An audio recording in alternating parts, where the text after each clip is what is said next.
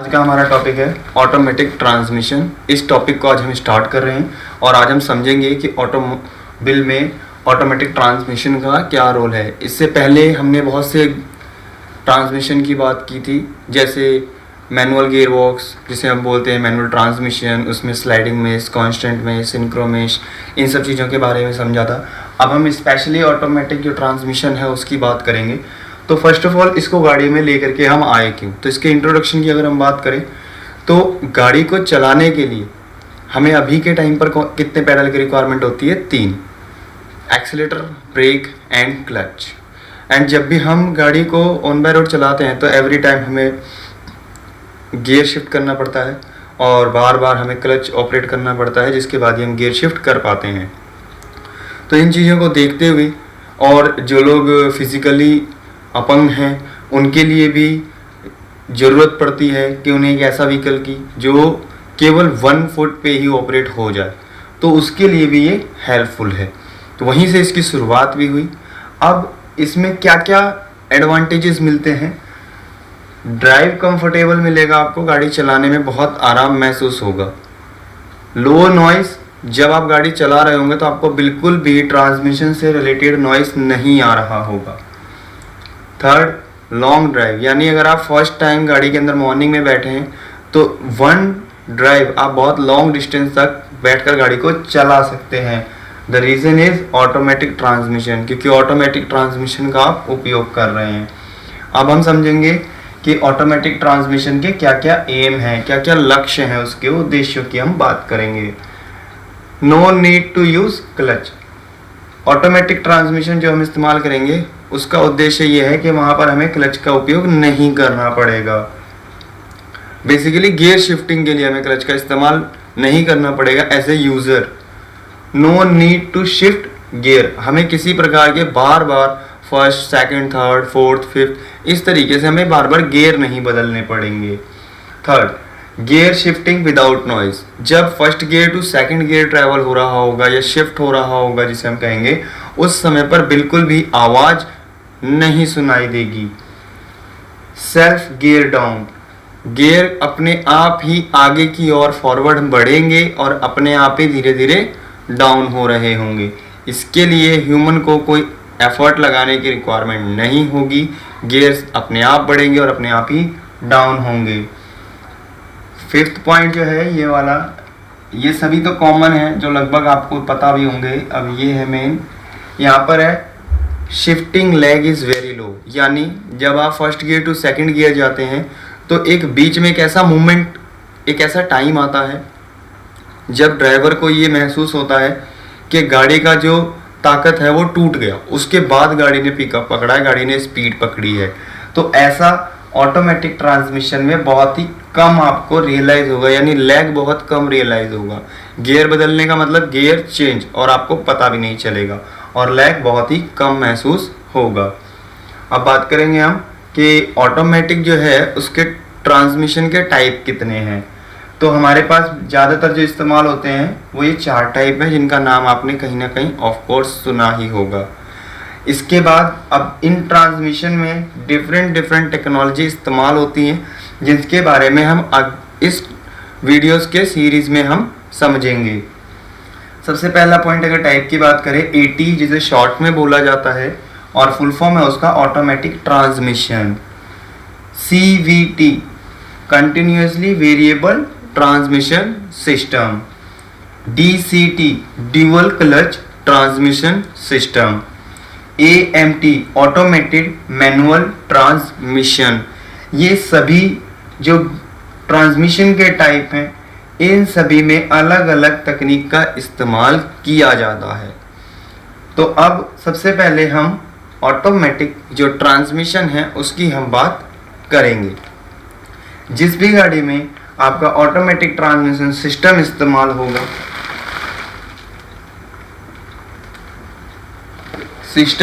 होगा, उस सिस्टम में आप ये देखेंगे कि केवल 2 ही पेडल्स दिए गए होंगे, 1 brake and 2 acceleration pedal. Clutch pedal उसके अंदर नहीं होगा। ये आपके ऑटोमेटिक सिस्टम की सबसे अच्छी पहचान है। AMT जो आप यहाँ पर देख रहे हैं, AMT बाद में ये बना है, इससे पहले ये नहीं था, इन्वेंट हुआ है अभी हाल ही के कुछ सालों में। अगर मैं बात करूँ प्रीवियस, तो उसमें हमें ये AMT वर्जन देखने और सुनने को मिल रहा है, जबकि इससे पहले ये इंडिया में गाड़ियों के अंदर अवेलेबल नहीं था। अब हम बात करेंगे सबसे फर्स्ट वाले ट्रांसमिशन की, जिसे हम बोलते हैं AT। इसमें जो मेन पार्ट्स हम इस्तेमाल करने जा रहे हैं वो है हमारे टॉर्क कन्वर्टर, जो कि फ्लाईव्हील के जैसा काम करता है। पंप, क्योंकि हमें गियर शिफ्ट्स करवाने हैं तो उसके लिए हमने एक पंप लगाया है ताकि हाइड्रोलिकली वो वर्क कर सके। शिफ्टिंग गियर एंड क्लच, यानी कौन सा गियर हमें शिफ्ट करना है, उसके अंदर गियर के बहुत सारे मैकेनिज्म लगे हुए हैं, गियर्स के टाइप लगे हुए हैं अकॉर्डिंग टू डिफरेंट साइजेस, ताकि हम गियर कर लगा सकें। और शिफ्टिंग करने में हमारी हेल्प करते हैं क्लचेस। इसमें बहुत सारे क्लचेस होते हैं जो गियर को एंगेज और डिसएंगेज करवाने का काम करते हैं। एंड फाइनली जो पावर बनेगा वो डिफरेंशियल से बाहर निकलेगा। और इन सभी कामों को करवाने के लिए, यस फ्रेंड, इन सभी कामों को करवाने के लिए कि शिफ्टिंग क्लच को कैसे ऑपरेट करना है, इसके लिए हमें कुछ सेंसर्स और कुछ एक्चुएटर्स की रिक्वायरमेंट पड़ती है। चलिए अब हम समझते हैं कि ऑटोमेटिक ट्रांसमिशन के पार्ट, जिसमें हम आज समझने जा रहे हैं टॉर्क कन्वर्टर को। टॉर्क कन्वर्टर को बोला जाता है कई जगहों पर फ्लाईव्हील, और कौन सा फ्लाईव्हील, फ्लूइड फ्लाईव्हील बोला जाता है। कुछ लोग इसे टॉर्क कन्वर्टर के नाम से जानते हैं, कुछ लोग फ्लूइड फ्लाईव्हील के नाम से जानते हैं, कुछ लोग इसको हाइड्रोलिक फ्लाईव्हील के नाम से जानते हैं। तो उसमें कंफ्यूज नहीं होना है, लगभग सिमिलर काम करता है ये। अब इसमें इसकी वर्किंग को समझते हैं कि ये कैसे काम करेगा ओवरऑल। सामने से अगर आप इसको देखेंगे ना तो ये कुछ ऐसा बना हुआ मिलेगा। जस्ट ये हिस्सा इसका उभरा हुआ है, ये हिस्सा इसका उभरा हुआ है, और बीच में यहाँ पर स्लाइड्स बनी हुई है। तो बिल्कुल इसको सही तरीके से समझेंगे तो इसको वर्किंग इसकी समझने की कोशिश करते हैं। देखिए हमारे पास ना दो फैन है, एक यहाँ पर फैन है और एक यहाँ पर फैन है। एक फैन को मैंने सप्लाई दे दिया और इसको मैंने कर दिया चालू, तो होगा क्या, फैन जो है वो रोटेट करने लगेगा और जो एयर होगी उसे क्या करेगा, सामने वाले फैन के ऊपर यानी उसके ब्लेड्स के ऊपर मारना स्टार्ट कर देगा और ये फैन भी घूमना स्टार्ट हो जाएगा। तब यहाँ पर क्या सिचुएशन आ गई कि अगर मैं इसको चालू रखता हूँ तो ये घुमाया जा सकता है। देखिए सेम यही चीज़ होती है, इसको एक कंपार्टमेंट में हम बंद कर देते हैं और एयर के बदले में ऑयल का इस्तेमाल कर देते हैं। तो अगर ये घूम रहा है, यानी अगर ये इंजन की ताकत से अगर ये घूम रहा है तो ये भी घूमेगा, क्योंकि इसका प्रेशर इसके ऊपर टकरा रहा होगा ब्लेड्स का, तो ये भी रोटेट होना स्टार्ट कर देगा। तो इसी सिस्टमेटिकल तरीके से हमारा जो है टॉर्क कन्वर्टर काम करता है। कैसे, इंजन की ताकत अगर आप देखेंगे तो यहाँ से ऐसे ये घूमते हुए आ गई है इस वाले में, ठीक है, और ये एक फ्री है, ये दोनों चीज, ये जो दोनों चीज है ये वाली,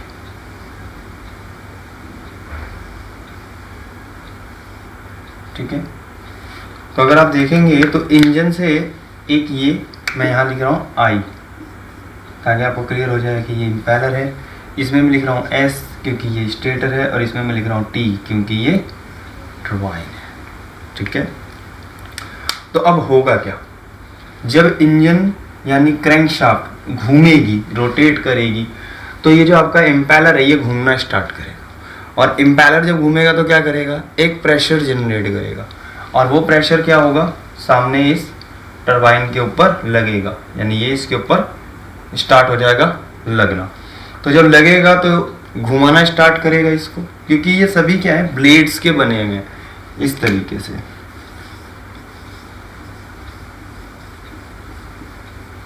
इस तरीके से ब्लेड्स के टाइप के बने हुए। तो अगर ऐसे ही दो एक दूसरे के सामने हैं और इनको ऑयल के अंदर मैंने पैक कर दिया और मैं एक को घुमाऊं तो दूसरे पे इसका प्रेशर पड़ेगा, तो ये भी घूमना स्टार्ट कर देगा।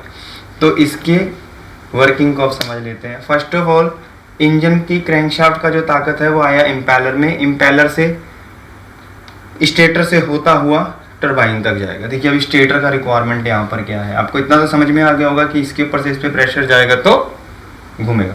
अब स्टेटर का यहाँ पर रोल क्या है, देखिए जो फ्लूइड है यहाँ से यहाँ पे जो हम फ्लूइड दूसरे ब्लेड पर भेज रहे हैं, तो कहीं ना कहीं एज ग्रेविटेशनल फोर्स या कोई दूसरी फोर्स उसको इफेक्ट कर सकती है, वाइब्रेशन उसको इफेक्ट कर सकती है, और ऐसी केसेस में क्या होगा, जाना चाहिए सीधा तो चला जाएगा कहीं। स्टेटर क्या करता है, स्टेटर क्या करेगा, जैसे मान लीजिए आपके ब्लेड्स हैं तो बीच में ऐसा एक स्टेटर लग गया है, बीच में क्या हुआ है, एक स्टेटर लग गया, तो यहाँ से जो ऑयल इस पे ट्रांसफर हुआ यहाँ से वापस आ जाएगा और फिर इस पे ही लगेगा,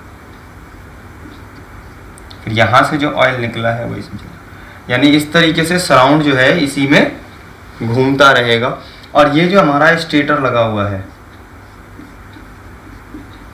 ये जो हमारा स्टेटर लगा हुआ है ये क्या करेगा कि हमारा जो फ्लूइड है उसको एक पर्टिकुलर डायरेक्शन प्रदान करेगा, ताकि जो लॉसेस हैं वो ना हो, क्योंकि अगर फ्लूइड किसी और दिशा में जाने लगेगा तो किसी न किसी चीज़ को इम्पैक्ट कर सकता है, ख़राब कर सकता है। क्यों, अगर according to the Pascal law चले तो हम ये जानते हैं कि लिक्विड को कंप्रेस नहीं किया जा सकता, और अगर कोई चीज़ कंप्रेस नहीं की जा सकती है और उसके पीछे पोटेंशियल ऑफ एनर्जी ज़्यादा है, किसी चीज़ का दबाव या प्रेशर ज़्यादा है, तो वो अगर किसी भी चीज़ पर टकराएगा तो उसको इम्पैक्ट कर सकता है, डैमेज कर सकता है।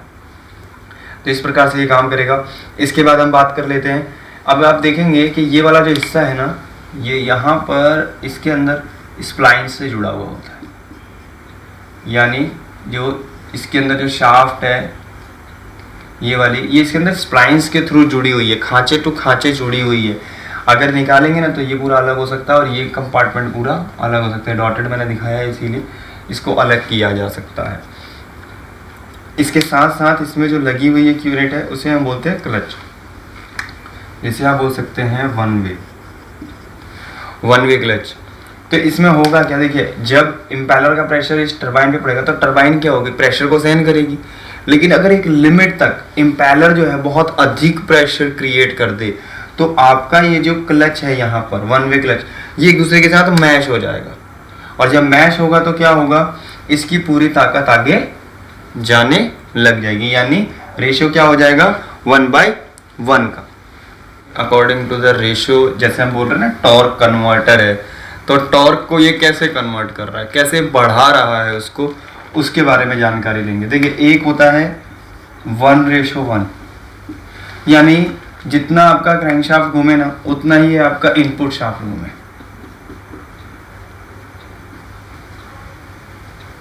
उतना ही आपका इनपुट शाफ्ट घूमे। तो अब ये दोनों ही बिल्कुल इक्वल स्पीड पे कब घूमेंगे, जब ये क्लच यानी वन वे क्लच एंगेज हो जाए एक दूसरे के साथ, तो क्या होगा कि ये बिल्कुल मैशअप हो जाएगा, 1:1 का रेशियो आ जाएगा। यानी इस साइड में लिख रहा हूँ इंजन और यहाँ पर मैं लिख रहा हूँ इनपुट,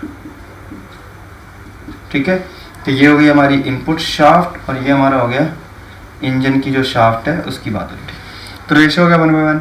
अब एक रेशियो क्या हो सकता है कि ये तो बहुत ज़्यादा घूम जाए लेकिन ये घूमे केवल एक, जैसे ये घूमता है मान लीजिए 4 और ये घूमे केवल 1, और एक क्या हो सकता है कि ये घूमे 16 और ये कितना घूमे 1, ठीक है। और एक ये हो सकता है कि ये तो घूम रहा है बट ये बिल्कुल ना घूमे।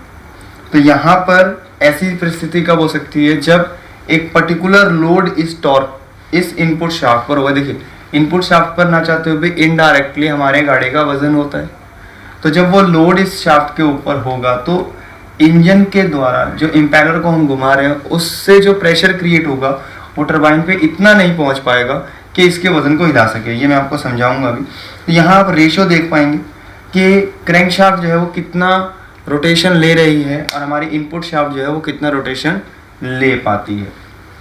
तो देखिए इसको अब समझते हैं थोड़ा सा कि जब मैंने बात की कि लोड बहुत ज़्यादा है अगर, तो क्यों नहीं जा रही है गाड़ी आगे। जैसे अगर मैं बात करूं फर्स्ट गियर फर्स्ट डी लगाने पर हमारी गाड़ी एकदम से नहीं जाती, थोड़ा समय लेकर के जाती है। उस समय तो इंजन पे जो पावर बनाने की जो क्षमता है आइडल पे अलग होती है, ठीक है। जैसे आप डी पे डालते हैं तो इंक्रीज होता है आरपीएम और टॉर्क आगे बढ़ के मिलता है, जिससे हमारी गाड़ी धीरे धीरे आगे चलनी स्टार्ट हो जाती है। उसमें आगे बढ़ने के पीछे और भी कुछ कारण है, आगे और भी मैकेनिज्म है जिसके बारे में हम समझेंगे। क्लचेस लगे हुए हैं, वो धीरे धीरे गियर को शिफ्ट करते हैं, एंगेज और डिसएंगेज करते हैं, जिसके कारण गाड़ी आगे चलनी स्टार्ट हो जाती है। अब टॉर्क कन्वर्टर में एक तो ये पार्ट हो गया कि भाई कितना आउटपुट कितना इनपुट आ रहा है। अब हमने क्लच जब हमने पढ़ा था एमटी गाड़ियों के अंदर, जिसमें हमने क्लच पढ़ा था, उसमें हमें पता था कि जर्क लगता है, एक झटका लगता है। तो यस, इसमें भी वो जर्क और झटका लगेगा, क्योंकि क्रैंकशाफ्ट का जो आरपीएम है वो 800 से लेके 4500 के अराउंड से नियर बाय जाता है। और इतना आरपीएम अगर आप सडनली दे रहे हैं तो क्या होगा, जर्क जनरेट होगा, और वो जो जर्क जनरेट होगा तो इस पार्ट को डैमेज कर देगा। तो इसको सही रखने के लिए हम क्या करते हैं, यहाँ पर जो आप देख रहे हैं ये वाला गोल वाला पार्ट, ये वाला यहाँ गोल वाला पार्ट, तो ये क्या हमारी डैम्पर स्प्रिंग, ये क्या हमारी डैम्पर स्प्रिंग, ये क्या करेंगी, उस झटके को सहन कर लेंगी। फ्रेंड, जो लिक्विड होता है वो दबाव को सहन नहीं करता, बट ये जो हमारी स्प्रिंग है ये उस झटके को, जो रोटरी मोशन के दौरान झटका आएगा, उसको सहन कर लेगा। तो आई होप कि यहाँ तक का डेटा आपको समझ में आया कि टॉर्क कन्वर्टर क्या है, कैसे काम कर रहा है, किस हिसाब से इसका रेशो है, किस हिसाब से ये डैम्पर स्प्रिंग इसकी काम करेगी। अब हम बढ़ते हैं आगे पंप की तरफ। इसमें एक टॉपिक हमारा और है पंप। वो क्या चीज़ होती है, ये तो हो गया फ्लाईव्हील का वर्क पूरा एक तरीके से, क्योंकि हमने इसको पढ़ा था ना, फ्लाईव्हील भी बोलते हैं।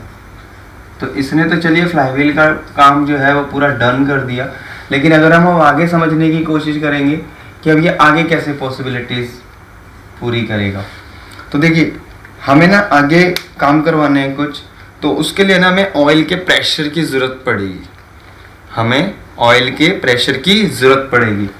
तो इसी केसिंग के द्वारा आगे इस शाफ्ट से होते हुए आगे यहाँ पर ऑयल पंप जोड़ा गया है। जैसे जैसे क्रैंकशाफ्ट घूमेगी वैसे वैसे इनपुट शाफ्ट घूमेगी, तो इनपुट शाफ्ट से वो हमारी पंप भी रोटेट होगा, और पंप के रोटेट होने से एक प्रेशर जनरेट होगा। जैसे आप बोलते हैं ना eighty oil, automatic transmission oil, तो वो इस गियरबॉक्स के अंदर तो चल ही रहा है, साथ में इसमें भी चल रहा होता है। तो अब होगा क्या कि यहाँ से यहाँ तक हमें उस चीज़ को देखना है। तो कई बार आपको ट्रांसमिशन ऑयल इसके अंदर देखने को मिलेगा, लेकिन कई जगह हम क्या देखते हैं कि ये जो हमारा टॉर्क कन्वर्टर है, इसका जो फ्लूइड होता है बिल्कुल अंदर से इंटरनली फिक्स होता है, इसको निकाला नहीं जा सकता। और वन टाइम अगर ये लीक हो गया तो आप इसे भरवा नहीं सकते, फिल नहीं करवा सकते, आपको डायरेक्ट रिप्लेस करना होता है। इसकी लाइफ वैसे बहुत ज़्यादा होती है, जल्दी ये डैमेज नहीं होते। सिर्फ इस स्प्लाइंस के बेसिस पे क्या है, इसके बीच में इसको हमने फंसा रखा है, दैट्स इट, इससे ज़्यादा नहीं है इसके अंदर। अब ये जो पंप है, ये पंप किसी भी प्रकार का हो सकता है, जैसे मैंने आपको बताया कि हमें एक प्रेशर की ज़रूरत है। तो जो पंप है वो किसी भी टाइप का हो सकता है, मेरा कहने का मतलब यहाँ कि किसी भी पर्टिकुलर एक टाइप का हो सकता है। तो ये जो टाइप है ये मैन्युफैक्चरर के अकॉर्डिंग डिपेंड करेगा कि वो कौन से टाइप का इस्तेमाल करेगा।